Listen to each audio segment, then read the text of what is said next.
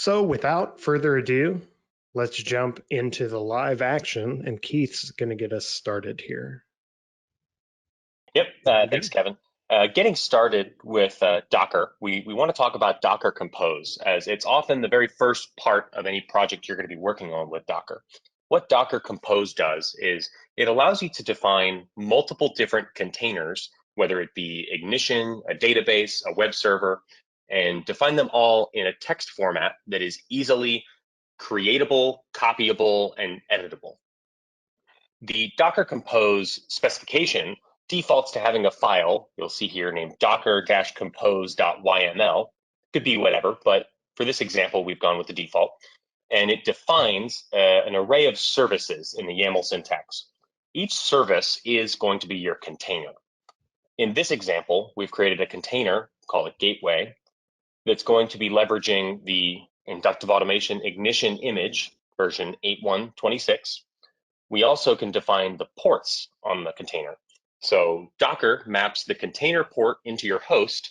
So in this case, when we access our laptop's port 8088, it's going to be mapping to the container's port 8088.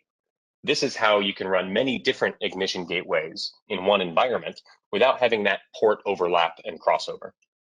The volumes is where you can define a place to put persistent data. In this case, we're creating a named volume called gateway data and mapping that into the container's the Ignition data folder. This means that if we delete this container and recreate it, we can persist that data as we develop. The environment variables are attributes that you might want to give your container on startup. In this case, we've given it the username, admin, and an extremely secure not password. We've defined our Ignition edition. In this case, you can do standard, Edge, and in the future, cloud, as well as we've auto-accepted the Ignition EULA. Then we pass in a command argument to the JVM start for Ignition. In this case, we're just naming our gateway, webinar demo gateway. Each of these different environment variables and commands are available in the documentation to show you all your different options. There's a wide array of them, and they're a great way to customize the container you're defining. Each of our volumes we need to define as well in here so we can give them specific attributes. In this case, it's a simple volume with no details, but it could be all kinds of things. So each of these different keys in the YAML file are, in this case, the ones we've pre-picked to show, but there's a wide array of them, and they can do all kinds of things from networking to adding extra functionality, custom health checks, all kinds of things into your environment. However, in this example, we're using it to create just our one gateway. So if we want to start this gateway, we can go ahead and run the docker compose up command. We like to add the -d so the logs don't take over your terminal. And when we run that, it's going to automatically look and pull that Inductive Automation Ignition image. In this case, this is on Kevin's computer, and he already has that image, so it doesn't need to pull it. So it goes ahead and it creates that network. The network in this case, it automatically named simple example default, as you can see, because that's our folder name that we're working out of. And the gateway we created was simple example gateway 1. Now, there's a lot of tools you can use to customize naming of all these things, but that's kind of the layout it automatically does. So now that we have this container created, we have our port 8088 mapped to it. We could go to our browser and access localhost 8088 to hit this Ignition gateway. So it may still be starting up. Oh, there we go. It already is starting up and running, and now we can go ahead and do whatever we want to on this example. So that's awesome, great, we can work on this, but what if we want multiple gateways? So this is where we go back to our compose stack. In this case, I want to create a second gateway, so I'm just going to go ahead and copy this definition. So I need to change a few things so it's unique. So this will be gateway 2. I'll use the same image. I need to give it a new port because 8088 is already taken. Remember, the left port is going to be our container, our laptop host, and the right port will be our containers port. I'm going to give it a different volume so the data doesn't overlap. And then I'm going to change the name of the container that's created, and then add this second volume here as well so that it'll create. So now if we go back and we do another Docker compose up on our file, we'll see that it went through and it created that second gateway, but it said the first one was already running. This is because when you make changes to a Docker Compose file, it doesn't automatically recreate everything every time you do a new up. It only recreates what you've changed. This means that you can work on one system with another in parallel without having to stop and rebuild that second system all the time. Now that we've created this second system, if we go to our browser again, we can go to that port 9088 and we can see our second ignition gateway running. Perfect, 2 down. This is great, and this works really well when you need to run a lot of containers, but what happens when you have many containers and now you've got to remember ports? You know, this project is 8088, that project is 9088, those projects are 7088 and 6088. It can become really annoying to have to deal with those multiple ports. One of the tools that we can leverage to resolve that locally is a reverse proxy. Kevin, would you like to talk more about that? You bet, Keith. So yeah, as you can imagine, when you expand this out, as with most things start to get harder when you do more of any given thing. So we've got to leverage tools to make our lives easier. Keith mentioned our simple example here, which exists as a composed project. And you can see over on the left, I've got a few different other folders, one of those being proxy. So let's open up that Docker Compose definition. Now, there's a lot of settings here. Each containerized application has its own particular methodology for configuration management and setup. There are, of course, a few common themes like publishing the port so we can access it from our host. We're not going to dive into all of the details here because part of what this demo is about is as much as informing you of how to do some of these things, it's also to open your eyes and really showcase the power of this technology and how you can apply it. So we don't want to get too lost in the weeds. After all, we've only got an hour to show you all this good stuff that we've prepared. So ultimately, what we're going to do next is change to our other compose project in the working directory proxy here.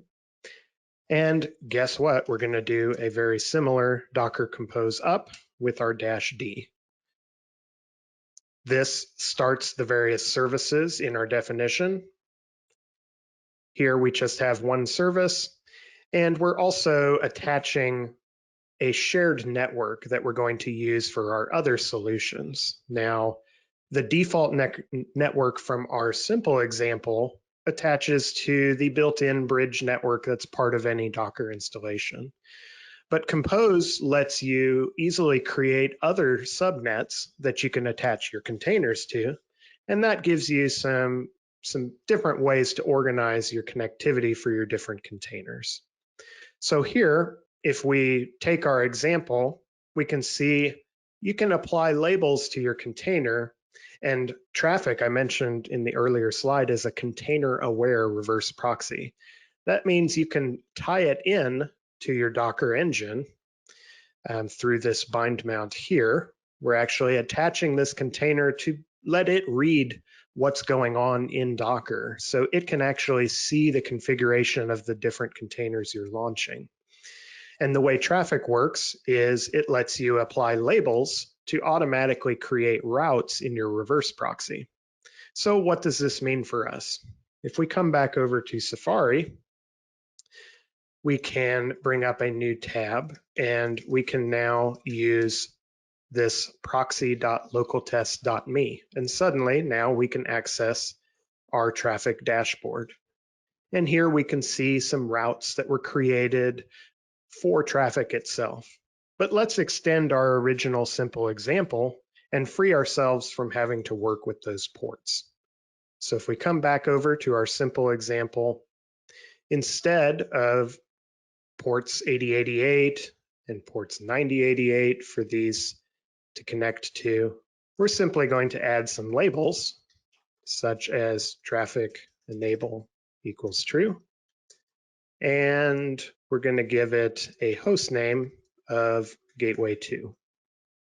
And so what this is going to set up for us is a new way to connect to our gateways. But there's one other step that we need to do, and that is change our networks,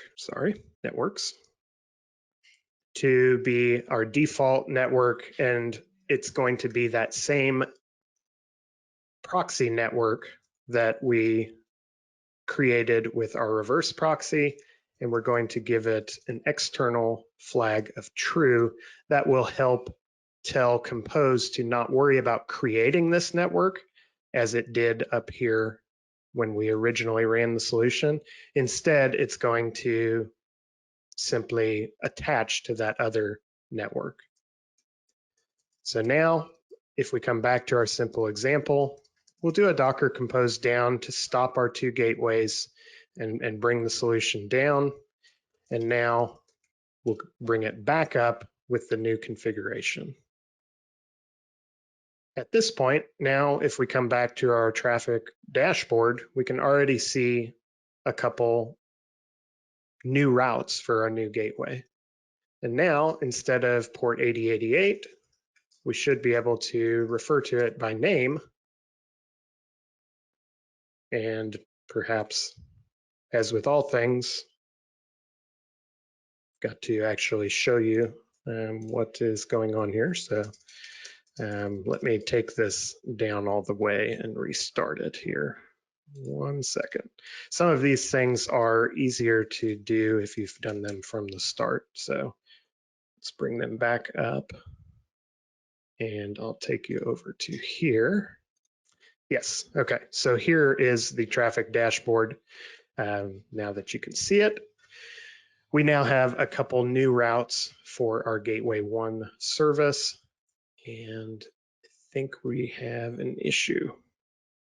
What live demo would be complete without at least some issue? Oh, that's right. We've got to have it actually bring down that original network we created and now change it. Compose thinks that we didn't actually change anything since we still had a default network. So sorry for that small misroute there.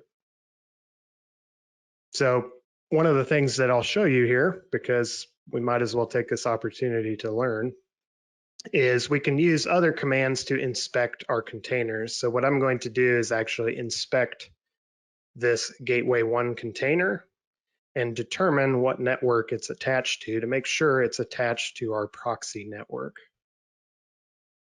So we have the proxy network connection. Okay, so I think it should be functioning. I maybe just didn't wait long enough. So here we are now, Gateway 1. We have to wait for those services to start up. Gateway 2, localtest.me, and we're back on track. So now you can see with our reverse proxy, we've been able to set up a easier path to connect to our containers.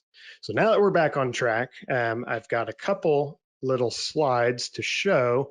So basically, originally we were connecting to just our one gateway, right? And we used localhost since we're running this on our local system. We expand the solution, we add another gateway, we get into those ports, and things start to get more difficult to manage.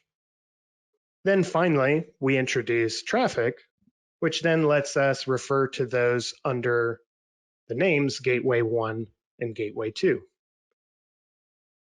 So that's really where we're at when we talk about linking up traffic in our Compose projects.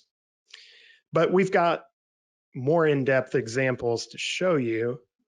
And for that, I'm going to hand it over to Joe to take us through our first project. Awesome.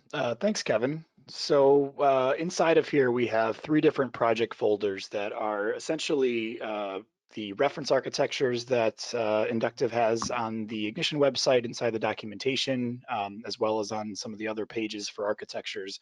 But those are, instead of being something that you're manually, downloading and installing and configuring, these are essentially configured out of the box and defined as text, as code, here inside these Docker Compose files. So this is an example where for a traditional, an architecture where you want more than one Ignition server, let's say you want to split Ignition into a front end and a back end. The front end would be handling the actual load from the prospective clients, so you're joining with your web browser. Then the back end would typically be connecting to actual devices like PLCs and things like that. So we have a couple of different services that are defined in here. So we have front end one. So this is the service name for the front end Ignition service. You can see a lot of things that are the same in here as the other examples. We're using a couple more configuration keys in here, like environment files to reference environment variables that are defined in a file. We're specifying particular modules that we want to be starting up. You can see here we have the labels here for traffic, particularly a front end one host name. This is how we're going to be able to access this by name instead of worrying about port mapping. And then otherwise, it's pretty similar to the other examples we were looking at. If we scroll down to the second one here, you see we have backend one. Again, this operates very, very similarly. We've got a different set of modules that are defined down here on this line because now we're connecting to actual devices. We also have, if you look at the volumes here, and the front end example had this as well, we actually have a separate folder that we're using to map backups as well as the actual data directory, which is going to give us our the statefulness, if you will. So every time we run this, if we tear the container down and we spin it back up, we're going to maintain our state. We're still going to have all that data restored. And then down here, we can see now that we have a host name of backend one. And then finally, to make this a little bit more interesting, we also have a database service. So in this case, we've got a version of Postgres 15 that's running on here. There's a concept in Docker and Docker Compose called aliases here for the network. And so basically over the network defined above, so in this case, we have this database network, these are hostname aliases that we're going to be able to use to reference this database service. So basically from within an Ignition configuration, when we're setting up our database connection string, we could use database one, we could use more.useful.alias or something similar to be able to reference that. Again, not having to worry about internal host names. And then you can see we also have another volume mapping here for the data directory for the database, as well as some environment variables. Otherwise, this is pretty much the same with the network and the volume keys that we already had showcased. So with all of this defined, we have three services. We can again go ahead and cd into the directory and then do a Docker Compose up -d. And we should have all three of these services that are up and running and available for us to take a look at. Kevin, was there anything on this one that you wanted to talk through as these are coming up? No, I think you've got it. While we wait for these to spin up, we'll do a simple illustration of connecting these to that database. You can also notice one of the things we glossed over was that environment file. We used this environment file to store some of those common provisioning environment variables to get us all the way through the manual commissioning process. So that's helpful, and using the env file directive here lets us get some code reuse by not having to copy and paste all those shared environment variables on each one.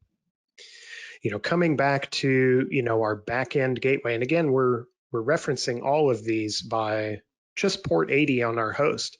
Our traffic config is actually configured with TLS certs, so all of our TLS termination is actually being done by our reverse proxy, and it's automatically forwarding to port 443. You can see we've got the certificate validity up there as well. So the last thing that I think is probably useful to show is just how quickly we can connect a database now. So this is our backend server. We're going to just create a database connection named Postgres. We're going to use that more.useful.alias. This could be whatever it needs to be, and you can define those additional aliases like Joe mentioned in your Compose definition. So now I've created a database connection. It's valid. I'm already ready to start collecting tag history, doing whatever I need to do. And this is all encapsulated within this Compose project that we set up, project 1. So yeah, I think hopefully already we can kind of see some of the utility of being able to manage these multiple projects.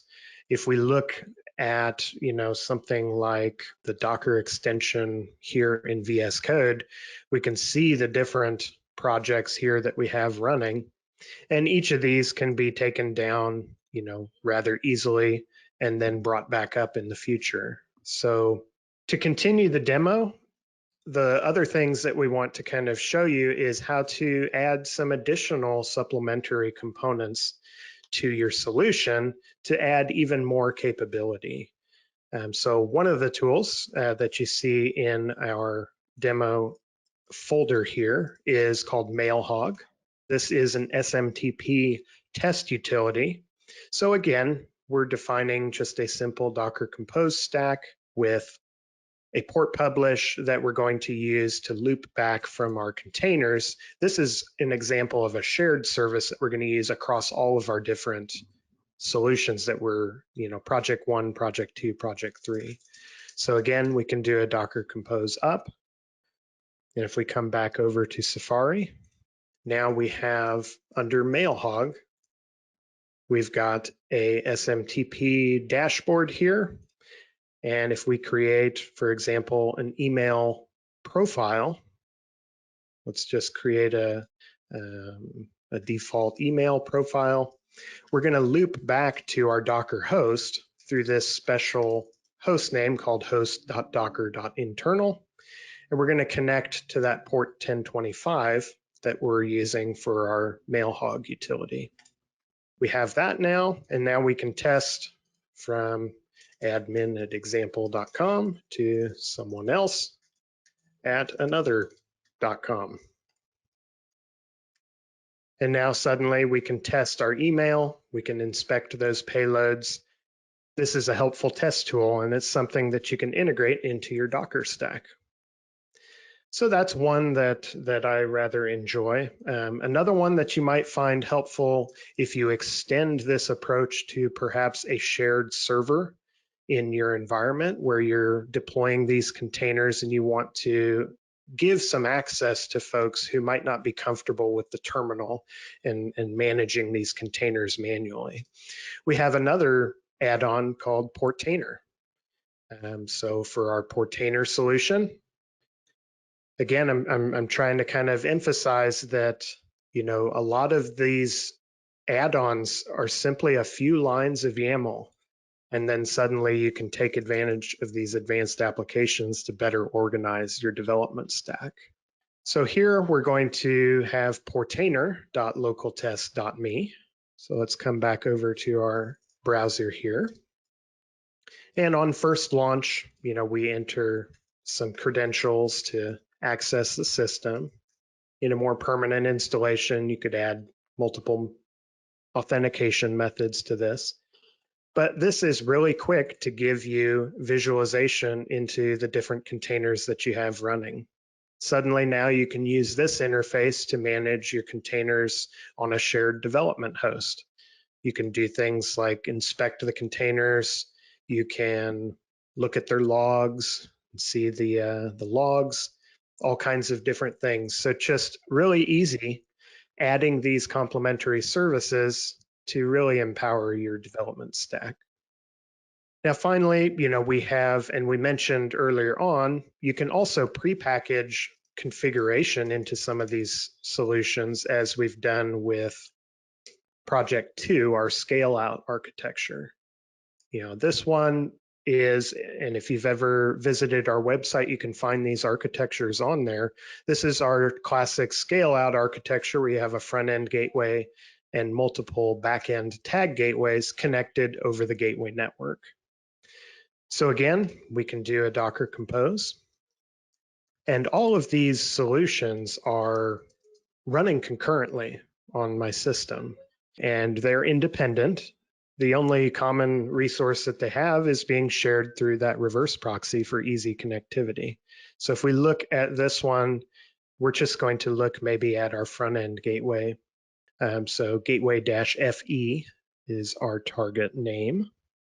So let's come over and take a look. Gateway-FE. And we're starting up. And the goal for this one is, from a clean start, we can actually have multiple containers representing multiple ignition gateways, and they will come up connected with the gateway network out of the box. So this is great for demo purposes. If you need to quickly spool up a common architecture, you can create these baselines and then start from here versus all of the work you would normally have to do to get a gateway online, multiple gateways online, set up the gateway network connections, set up the database connections to the MariaDB database that you had to install. Again, hopefully you can kind of see the power once you really start to embrace these container technologies, how quickly you can get started and then move on to the task at hand, which is building the incredible applications that all of you out there do.